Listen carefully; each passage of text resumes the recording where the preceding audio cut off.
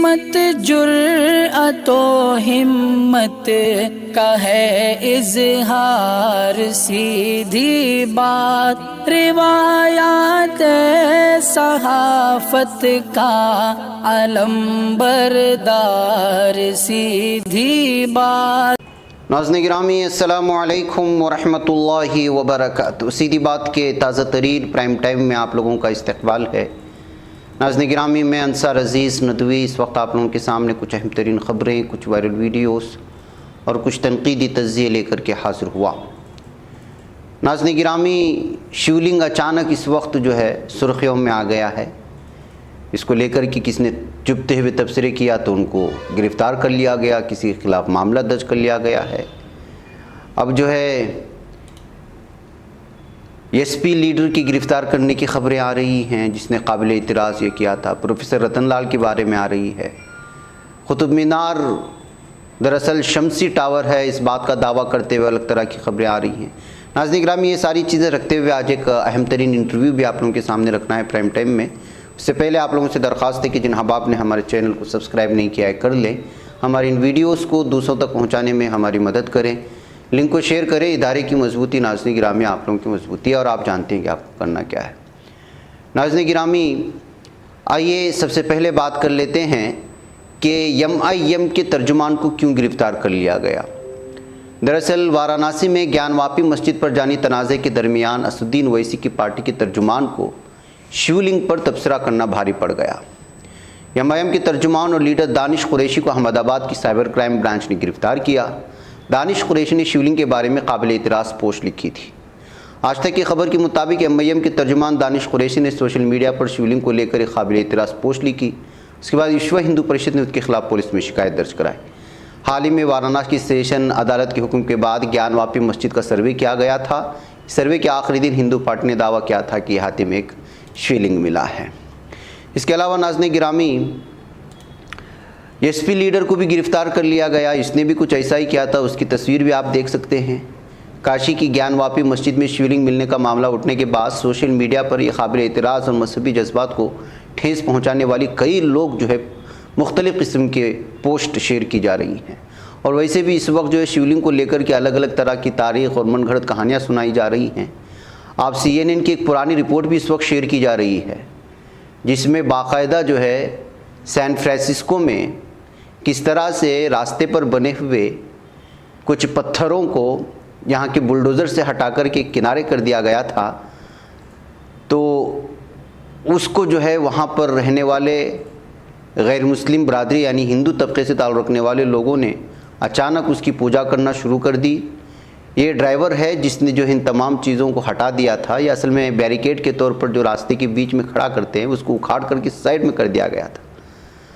तो उसी को पूजा पाठ करना शुरू कर दिया। न सिर्फ पूजा पाठ करना शुरू कर दिया गया, बल्कि वहाँ जो हिंदू बरादरी मौजूद थी उन्होंने जो इस इलाके को मंदिर बनाने के लिए पेश करने का दावा किया। तो जैसे ही ये मामला इस वक्त सुर्खियों में आ गया है, आलमी सुर्खियों में आ गया है, तो जाहिर सी बात है कि उसको अलग अलग अंदाज में पेश करने की कोशिशें हो रही हैं, लोग मजाक उड़ा रहे हैं और हिंदुस्तान में भी हो रहा है तो जो है गिरफ्तारियाँ हो रही हैं। अब ये जो मुजफ्फरनगर ज़िले में समाजवादी पार्टी की लीडर ने सोशल मीडिया पर इससे मुतालिक मुतनाज़िब पोस्ट की तो उनको भी गिरफ़्तार किया गया। दरअसल एसपी लीडर मोहसिन अंसारी ने अपने फेसबुक पर लीची को आधे हिस्से में काटा और उसके बीज को मुबैना तौर से शिवलिंग की शक्ल में पोस्ट कर दिया।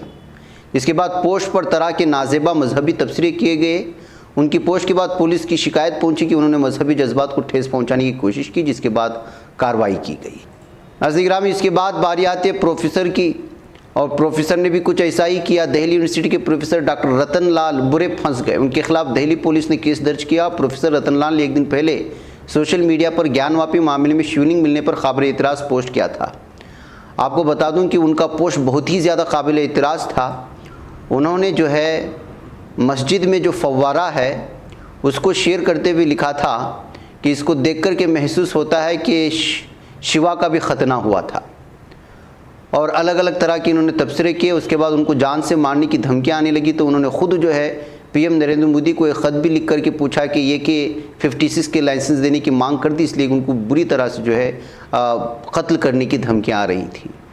बहरकैफ नाज़रीन गिरामी, आज तक के साथ बातचीत में प्रोफेसर रतनलाल ने कहा था कि मैं तारीख़ का तालिब इल्म हूँ और तारीख़ का तालिब इल्म अपनी मर्ज़ी से चलता है। अगर आधा गिलास पानी हो तो आधा भरा और आधा खाली कह सकते हैं। जिस शिवलिंग की बात की जा रही वो टूटा हुआ नहीं लगता, काटा हुआ नज़र आ रहा है। तो नाज़रीन गिरामी, इस तरह के चीज़ें जब पेश की जाती हैं तो जाहिर सी बात है कि फव्वारे को ही जो है, जो कौम या जो मज़हब के लोगों को बेवकूफ़ बनाया जा रहा है।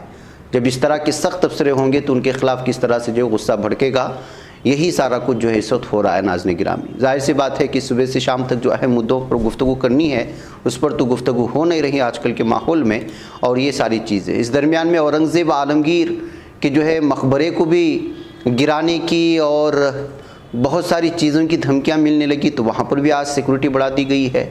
MNS लीडर गजानन काले ने कहा था कि शिवाजी की ज़मीन पर मुग़ल हुक्मरान के मकबरे की ज़रूरत नहीं है। उन्होंने कहा था कि अगर इस मकबरे को गिरा दिया जाता है तो औरंगज़ेब की औलाद इस जगह पर खिराज अक़ीदत पेश करने नहीं जाएगी।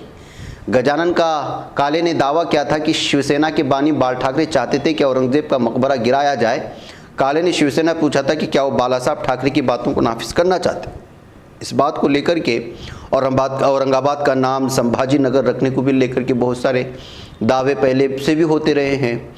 अब ये हिंदुत्व के नए चेहरे के तौर पर उभर रहे राज ठाकरे इन दिनों जो है अलग अलग तरह के लाउड स्पीकर और औरंगाबाद और नाम, औरंगज़ेब आलमगीर, मकबरा, उनके चाहने वाले, इसी तरह की चीज़ें पेश करके जो है बहुत ज़्यादा हालात ख़राब करने की कोशिश करें महाराष्ट्र में, इसलिए कि आने वाले इंतखाबात में बराह रास्त BJP को फ़ायदा पहुँचाना चाहते हैं, जैसे कि इससे पहले मेरा तबसरा आया है।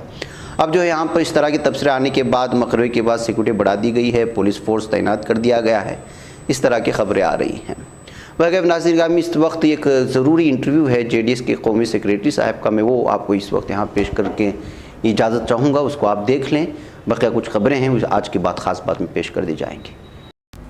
नाज़रीन गिरामी, जैसा कि मैंने आगाज़ में कहा था कि आज एक खुसूसी इंटरव्यू आप लोगों के सामने रख रहा हूँ। जानते हैं इससे पहले भी इस वक्त जो शख्सियत मेरे साथ बैठे हुए थे, 2 मरतबा आपसे रूबरू करवाए, जनाब ज़फ़रुल्लाह खान साहब। इस वक्त JDS पार्टी कर्नाटक में एक अहम तरीन रोल अदा कर रही है और गांव-गांव, बस्ती-बस्ती जाकर के जो हालात इस वक्त महंगाई को लेकर के हो या फिर क़वारियत को लेकर के हो, और बुनियादी तौर पर जो इस वक्त गरीब, मुतवस्सित तबका, SC/ST से ताल्लुक़ रखने वाला दलित, किसान जो परेशान है, उनको उनकी परेशानियाँ बताने की कोशिश हो रही है। उनका जो इस्तेहसाल हो रहा है, तमाम चीज़ों को लाया जा रहा है। जाहिर सी बात है कि इस ज़माने में और जो सियासी हालात और भारत के जो हालात हैं, ऐसे में हमको लीडर बन कर के हिकमत के तौर पर, सही तौर पर पेश करने वाले लीडरों की ज़रूरत है। ऐसे में जनाब ज़फ़रुल्लाह खान साहब जो हैं वो स्ट्राइट बात करने में और सही सिमत दिखाने में सियासी एतबार से एक नाम रखते हैं। इसी वजह से मैं सोचा कि आज एक मरतबा फिर उनसे रूबरू कराऊँ। और इसके अलावा भी अभी इनके एक फर्जन की एक रिसेप्शन का इनेकाद किया गया था बेंगलुरु में। बहुत सारी चीज़ों के दरमियान में उनका एक कॉन्सेप्ट भी मुझे समझ में आया कि इस तरह होना चाहिए था इस दौर में, और जो हालात इस वक्त भारत में बन रहे हैं, बिलखुसूस अपने बरादरानी वतन को लेकर के, वो क्या कॉन्सेप्ट था, वो विजुअल्स भी आपको दिखाएंगे। मैं JDS के कौमी जनरल सेक्रेटरी हैं, बहुत सारे फलाही इदारों से जुड़े हुए हैं और मशहूर ताजिर हैं हिंदुस्तान की भी, और दुबई और दीगर बैरून मुल्क में इनकी तिजारत चलती है। मैं आपका एक बार फिर इस्तकबाल करता हूँ। अस्सलाम वालेकुम। आप तो जो है सीधी बात के ही अपने हैं, लेकिन आपसे सीधी सीधी बात करेंगे हम लोग जो भी है। पहले तो जो हालात हैं इस वक्त कर्नाटक के, और आप तो एक ऐसे मुल्क में रहते हैं जिस मुल्क को जो है, जैसे आप ही का वर्ड है कि दुबई से कनेक्टिंग दी वर्ल्ड, दुनिया जुड़ती है दुबई से, वहाँ जब बैठता है तो वहाँ जहन खुल जाता है। तो इस वक्त भारत में जो सिचुएशन है एक आलमी सतह पर, आप उसको किस अंदाज में देख रहे हैं? पिछली मर्तबा जब मैं आपके साथ बैठा था, आलमी सतह पे इस मुल्क की सियासत किस तरीके से चल रही है और पड़ोसी मुल्क में उसका ख़ास किरदार कौन अदा कर रहे हैं, वो मैंने बताया था। जी। तो आपने ये भी देख लिया कि वो जो ख़ास किरदार जो निभा रहे थे वो अमेरिका को बर्दाश्त के बाहर हो गया। जी। तो उसका अंजाम भी बाहर आ गया, ये तो आप भी समझ सकते हैं। तो इसमें टोटली अगर कहे तो मेरे मुल्क के हालात बैरूनी ममालिक में बहुत ख़राब हैं और ये लोग बात को मानने को राज़ी नहीं है, हमारी हुकूमत है। आज जो मरकज़ी हुकूमत जो है वो जैसे कि वो रेस कोर्स में घोड़े दौड़ते हैं ना, जो चारों तरफ से उनको आँख कान बंद किया जाता है, बस उनका एक ही टारगेट रहता है कि सामने दौड़ना है और टारगेट अचीव करना है। तो इस तरीक़े के हुक्मरान और इस तरीक़े की हुकूमत अभी मौजूदा हालात में है। इन लोग का एक ही एजेंडा है, एक ही टारगेट है कि हमेशा हम इक़्तिदार में रहें, हम पावर में रहें और हम चुनाव में रहें। इसके लिए चाहे हमको कुछ भी करना पड़े, चाहे वो हिंदू मज़हब के हो, चाहे वो मुस्लिम हो, चाहे वो कोई और मज़हब के हो, जितनों का खून बह सकता है बहने दें। बस हमारा मकसद पे हमको ध्यान रखना है। तो वो लोग अपने मकसद पे अपने एजेंडे को लेके चल रहे हैं, जिसमें पूरी तरह से पूरा मुल्क गर्क होने की तरफ जा रहा है। मिसाल के तौर पे 60 जहाँ तक अगर मेरी याददाश्त कमज़ोर ना हो तो 67 रुपीज़ पर डॉलर था, आज 77 हो गया, मतलब 10 रुपये का फ़र्क पड़ गया डॉलर में। जीडीपी का तो सवाल ना करें तो बेहतर होएगा, महंगाई के बारे में सवाल ना करो तो बेहतर होएगा, इलाज के बारे में सवाल ना करो तो आपका शुक्रगुजार हूँ, तालीम के बारे में अगर पूछो ही नहीं तो मैं सोचूंगा कि आपने मुझ पे मेहरबानी की। तो देश के हालात इस तरीके के हैं। आने वाली ये एक नस्ल जो मेरे बड़े भाई जिनको मैं कहता हूँ, भी एक नस्ल, एक पीढ़ी पूरी तरह से बर्बाद हो गई हिंदुओं की, जिसका जिम्मेदार मुसलमान नहीं है। जो हिंदू के हित में काम करने वाले संगठन हैं, ये उन्हीं की मेहरबानी है कि पूरी एक नस्ल बेरोज़गार हो गई। जो 2014 में जो लड़का 18 का था, आज आप हिसाब लगा लो कि उसकी एज 12 हुई कि नहीं भी, ना उसको नौकरी मिली, ना उसको काम मिला, ना उसको धंधा मिला। तो 80% तबाही मेरे हिंदू भाइयों की हो रही है। फिर भी अगर मेरे हिंदू भाई समझ नहीं पा रहे तो इसमें कसूर हमारा कहाँ है? सही बात है। तो ये तो हुकूमत का निज़ाम है, ये चंद लोगों को ग़ुलाम बना के हुकूमत करना चाहते हैं। ये divide and policy, divide and rule policy जो है, ये अंग्रेज़ों से आने से पहले की बात है। ये पहले से मेरे देश में मौजूद थी, जो वर्ण व्यवस्था के नाम पे थी। ब्रह्मा के मुख से ब्राह्मण पैदा हुए, भुजाओं से क्षत्रिय पैदा हुए, पेट से विष्णु, पैरों से शूद्र। ये सब जो डिवाइडिंग जो है ये पहले से था, ये चल रहा है और ये आगे भी चलेगा। लेकिन बशर्त मुसलमान कौम सिर्फ 1-2 ज़बान में महदूद होके रह चुकी है। या तो ये अरबी बोल लेते हैं या तो ये उर्दू बोल लेते हैं। तो मेरी नसीहत समझदारों के लिए यही है, जब हिंदुस्तान में रहना हो तो हिंदुस्तान की हर ज़बान को सीखो। आगे वाला तुमको जिस ज़बान में सवाल करता है उस ज़बान में जवाब देने की ताकत पैदा करो। अभी कोई आदमी समझता नहीं है, कोई इंग्लिश बोल रहा है, तुम उसके सामने अरबी बोल रहे हो, सूरे पढ़ रहे हो, तो कहाँ उसको पल्ले पड़ेगा? भाई उसको इंग्लिश में बोलो, वो अगर बी से बोलता है तो उसको बी में जवाब दो, वो एफ में बोलता है तो उसको एफ में जवाब दो, तो वो समझेगा कि भले ये भी अंग्रेज़ी जानता है। मेरी बात का गहरा मतलब है, ये जितने भी पढ़े लिखे लोग हैं इस बात के मतलब को समझ सकते हैं कि मेरी कौम को किस प्लेटफॉर्म पे तैयार करना होएगा। हर ज़बान में जवाब देने की उनमें वो मादा है, वो हिसाब से तैयार करना होगा। इतना आसान बात नहीं है। तो खैर सपने तो कोई भी देख सकता है, सपने देखना तो फ्री की पिक्चर है, शैतान दिखाता है फ्री की पिक्चर।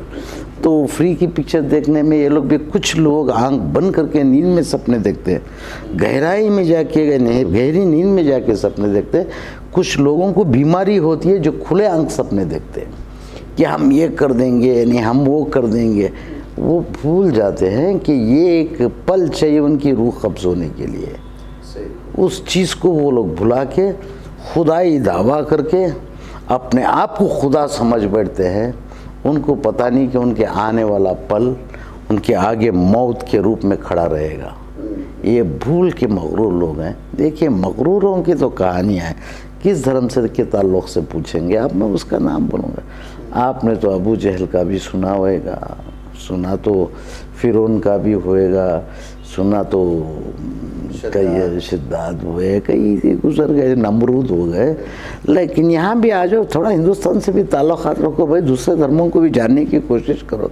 रावण की कहानी क्या हो गई, कंस की कहानी क्या हो गई, जो लोग सब घमंड गुरूर मगरूरी कुफ्र बताए, जो खुदाई दावा करते थे, क्या अंजाम हो गया उन लोगों का। तो ये सब अगर ओपन करते जाऊंगा तो ये बात बहुत दूर तक जाएगी, तो इसकी तफसील में जाने से बेहतर है समझदारों के लिए इशारा काफ़ी है। अच्छा, ये आप जो है इस वक्त हमारे गैर मुस्लिम भाइयों में ख़ास करके बहुत अच्छा काम कर रहे हैं, बिलखुसूस लोगों को जोड़ना। गैर मुस्लिम भाई में उसमें तमाम लोग आ रहे हैं, उसमें बुद्धिज़्म से ताल्लुक़ रखने वाले भी आ रहे हैं, चर्चों से ताल्लुक़ रखने वाले भी, और आपकी शादी का वो मंजर शायद मैं इस शादी के मंजर से पहले मैं आपके 2 सवाल का जवाब दे देता हूँ। तारीखें निकाल के देखे लोग, क्या बुद्धिज़्म को मुसलमान लोगों ने ख़त्म किया था? नहीं। क्या बुद्धों की मंदिर को मुसलमानों ने ख़त्म किया? नहीं। क्या उनके ग्रंथों को हमने जलाया था? नहीं। मुसलमान अमन पसंद कौम है, ये हिंदू भाइयों को समझना चाहिए। जब भी शरपसंद लोग थे, आज भी हिंदुओं में शरपसंद लोग हैं, लेकिन पूरे हिंदू नहीं। ये मैक्सिमम हाईएस्ट बोलेंगे तो 2.5 से 2.25% से ज़्यादा हो ही नहीं सकते जो शरपसंद है। पूरी दुनिया में हमारे हिंदुओं की एक इमेज है, मिलजुल के रहने वाले सेकुलर भाई हैं बोल के पूरी दुनिया में एक पहचान है। ये चंद लुच्चे लफंगे बेरोजगार जो पेड व क्रिमिनल्स है, ये इनकी कारस्तानी है हजरत। ये सब उनके पीछे 1-2 चीप लेवल की, जिनकी अपनी अहमियत नहीं है, एक चेहरा नहीं है, एक पहचान नहीं है, ऐसे सियासतदानों के मोहरे हैं ये, जो ये शरपसंद करके, ये शरारतें करके उनके लीडर को हाईलाइट करते हैं। जब ये लोग मुसीबत में आते हैं तो लीडर छुप जाते हैं, अगर ये सक्सेस हो गए तो लीडर आगे आ जाते हैं। तो बहुत बड़ा अपना एक इमेज क्रिएट करना चाहते हैं नेगेटिवली। देखिए, हर पिक्चर में 2 रोल होते हैं, एक हीरो का और एक विलन का। तो ऐसे सियासत में चंद गंदे लोग आ चुके हैं जो विलन का रोल करके पॉपुलैरिटी हासिल करना चाहते हैं।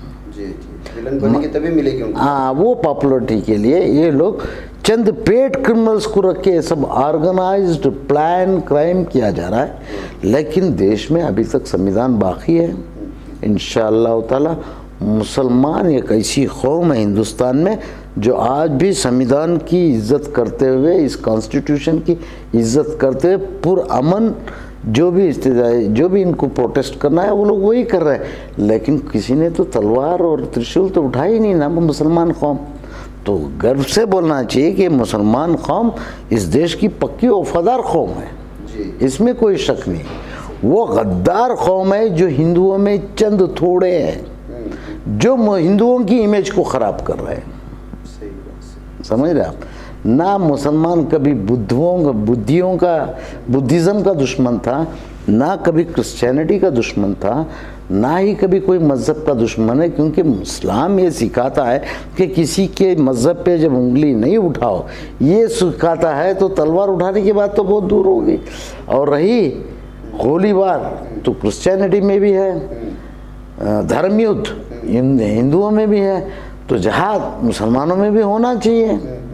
जब उन पे पाबंदियाँ लगे, उनकी इबादतियों पे पाबंदियाँ लगे, तो हर कोई धर्म उसके मुखालिफ खड़ा होता है, प्रोटेस्ट करता है, अपने अपने तरीक़ों से प्रोटेस्ट करता है। लेकिन ख़ास खूबी ये है हिंदुस्तानी मुसलमानों की कि उन्होंने आज तक क़ानून के दायरे से बाहर जाके प्रोटेस्ट नहीं किया। ये मैं दावा कर सकता हूँ और मुझे फ़ख्र है कि मैं भी एक हिंदुस्तानी मुसलमान। सही बात है, सही बात। और रही बात शादी की, रिसेप्शन की, मैं बताता हूँ। देखिए, दुबई एक ऐसा मुल्क है that is called connecting the world, पूरी दुनिया को जोड़ता है दुबई। उस दुबई में जो मशहूर जगह है उसको बोलते बुर्ज खलीफा, यानी पूरी दुनिया की सबसे ऊंची इमारत। वो इमारत में सबसे बड़ा ब्रांड होता है अरमानी ब्रांड।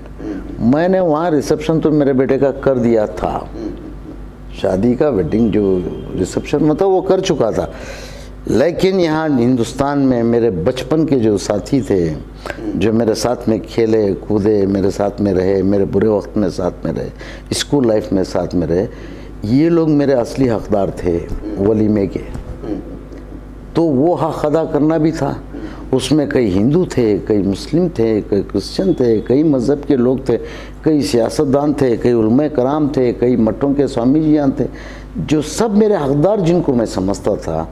उन हकदारों का हक अदा करने के लिए, जो लोग दुबई तक नहीं पहुंच सकते थे, उन लोगों का हक अदा करने के लिए मैंने यहाँ पे रिसेप्शन रखा। तो फिर साथ ही साथ मैं सोचा आज मेरे मुल्क को दवा क्या चाहिए। तो दवा के तौर पे जो मैंने एक ख़ास इवेंट जो बनाया, मैं चाहता तो मेरे बेटे को आओ फूल का हार डालो, गुलपोशी करो, चलते रहो, बस खाया खाओ, नहीं खाओ जाओ, कर सकता था। लेकिन मैंने जो ख़ास किया, तवज्जो जो दी, जो मट्टों के स्वामी जी लोगों को बुलाया, उनका एहतराम किया, कुछ फादर्स को बुलाया था, उन्हीं का भी एहतराम किया, कुल उलमा कराम को बिठाया, उनको भी एहतराम किया। मैं ये साबित करने की कोशिश की है कि अगर हम किसी से प्यार करो तो वो भी हमसे प्यार कर सकते हैं। इस पहल को बढ़ाओ। इस पहल, ये जो पहल मैंने करके दिखाया है, लोग ज़बान से डायलॉगबाजी किया करते थे। मैं डायलॉग हीरो नहीं हूँ, मैं एक्शन हीरो हूँ। मैं करके दिखाता हूँ। मैंने करके दिखा, मैंने रिस्क लिया। अगर वहाँ एक गलती भी भूल भी हो जाती तो वो एक बहुत बड़ा इशू बन सकता था, ये मैं समझता था। लेकिन मुझे बस अल्लाह की ज़ात पे भरोसा था कि अल्लाह की रहमत मेरे साथ में है, क्योंकि मेरी नीयत ये है कि सारे स्टेट को बताया जाए कि सेकुलरिज्म होता क्या है, हिंदू मुस्लिम क्रिश्चियन भाई भाई आपस में मिलजुल के कैसे जी सकते हैं, तो क्यों नहीं जी रहे हैं। तो वो मैं बताना चाहता था। अल्लाह ने मुझे इसमें कामयाबी दी। एक मैसेज है पूरे कर्नाटका स्टेट के लिए कि भाई यूँ भी खर्चा करते, यूँ भी खर्चा करते, सुन्नत पे चलो आप। मेरे प्यारे नबी करीम सल्लल्लाहु अलैहि वसल्लम माल गनीमत का एक हिस्सा कुफ्फारों को दिया करते थे। काफर वो है जो कोई भी खुदाओं में भरोसा नहीं रखता, चाहे कोई भी मज़हब में भरोसा नहीं करता। ऐसे लोगों को जब मेरे नबी एक हिस्सा दिया करते थे, तो तुम्हारी खुशियों का एक हिस्सा तुम इन लोगों में, हमारे हिंदू भाइयों में क्यों नहीं बांटते, जबकि वो भी एक खुदा के मानने वाले हैं, बल्कि कई खुदाओं के रूप में मान रहे हैं, लेकिन मानते तो हैं। वो नास्तिक तो नहीं है। नास्तिकों को बोला मैं ये नहीं बोल रहा हूँ, वो लोग भी तो धार्मिक लोग हैं। क्रिश्चियनिटी को, ईसा अलैहिस्सलाम को मानने वाले लोग भी धार्मिक लोग हैं, वो भी अहलुल किताब से हैं। तो बुलाओ, प्यार बांटो। आप जब तक सफ़र कर रहे हो, फूल फेंकने की कोशिश करो। ये कभी भूले चुके तुम्हारे सर पे अगर पड़ेगा तो फूल ही गिरेगा, पत्थर ना फेंके ऊपर। मेरे बोलने का वो मतलब है, अगर हम किसी से प्यार करें तो बदले में हमको प्यार ही मिलेगा। अल्लाह ताला खुद कई बार कुरान में कह चुका है कि मैं तुमको तुम्हारी नेकियों का बदला दूंगा, मैं तुम्हें तुम्हारी अच्छाइयों का बदला दूंगा। तो करते हो तो अच्छा ही करो, ताकि तुमको उसके बदले में अच्छा ही मिले। ये सोच के मैंने इस कॉन्सेप्ट को रखा, ताकि लोगों को एक सबक हो कि जब भी आप खुशी मनाओ, अपनी दौलत खर्च कर रहे हो, खुशी के लिए खर्च कर रहे हो, तो खुदगर्जी की खुशी ना मनाओ, खुशियों को बांट के खुशी मनाओ। मैं ये मैसेज देना चाहता था, जिसमें मुझे रब्बुल आलमीन ने मुझे साथ दिया। इंशाल्लाह उम्मीद करता हूँ कि आप भी उस पर गौर किए होंगे। और ये चीज़ को आज ज़रूरत है। ये हिजाब, खसाब, कचरा, पट्टी, मटन, हलाल, झटका, खरबूजा, कलंगड़, आम, ये जो चीप मेंटालिटी के जो कीड़े मकोड़े हैं, ये सारे कीड़े मकोड़ों के लिए एक स्प्रे है। ये जो छोटे मोटे कीड़े जो हैं, उनके लिए एक स्प्रे किया हूँ मैंने कि भाई अभी भी संभल जाओ। ये मेरा भारत है, हमारे भारत की संस्कृति, हमारे भारत की रिवाजात ऐसे हैं। हम लोग भाई भाई की तरह मिलजुल के तरक्की किए। तुम कहाँ से एक जरासीम पैदा हो गए बोल के उन जरासीमों को थोड़ी सी मैंने एक छिड़की की है। इंशाअल्लाह आगे चल के देखते क्या होता है। तो नाज़रीन गिरामी, वक्त लंबा हुआ है। मेरे 2 सवालों में ही बहुत सारे सवालात का जवाब दिया। भारत की सियासत भी हमारे सामने आ गई और क्या कुछ हो रहा है भारत में इस वक्त, किस चीज़ की ज़रूरत है। मैं इस कॉन्सेप्ट को बहुत ज़्यादा मुझे भी पसंद आया, तो मैंने सोचा कि इस कॉन्सेप्ट को समझा जाए। मैं अगर अपने अल्फाजों में बोलता तो शायद इसमें उतनी तक़वियत नहीं होती। इसकी वजह से मैंने खुद दरख्वास्त की कि आप तशरीफ़ लाएँ और बताएं था कि इसलिए कि आजकल शादी ब्याह में लोग जो है, जिस तरह कहा कि जो है बहुत सारे अलग अलग तरह के प्रोग्राम मुनक़िद होते हैं, यहाँ भी हुए थे ऐसी बात है, लेकिन उसमें एक अच्छा पहलू, जो मुस्बत पहलू को हम ले सकते थे, वो पहलू को मैंने लिया। उस पर गुफ्तगू की। मुझे उम्मीद है कि उसके सही नताइज सामने आएंगे और कर्नाटक को इस वक्त आग में धकेलने की पूरी कोशिशें हो रही हैं उस आग को मिटाने के लिए, इसलिए कि कर्नाटक जो है पूरे भारत की रियासत में जो अहम तरीन पुरअमन रियासत माना जाता था वो कर्नाटक था।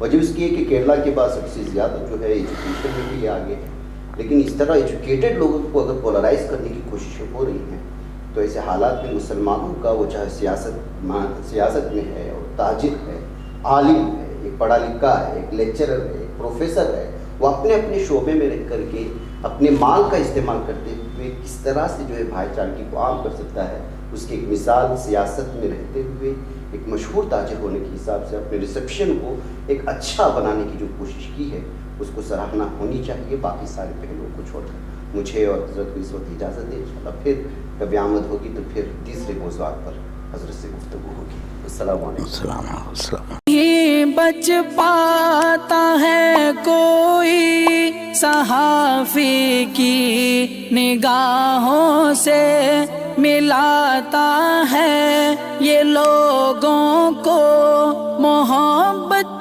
की पनाहों से। करम और दर्द मंदी का है एक संसार, सीधी बात अज़ीमत जुर्अतो हिम्मत का है इज़हार, सीधी बात अज़ीमत जुर्अतो हिम्मत का है इज़हार, सीधी बात। ये चैनल हक निगर बन कर कुचल देता है फितनों को।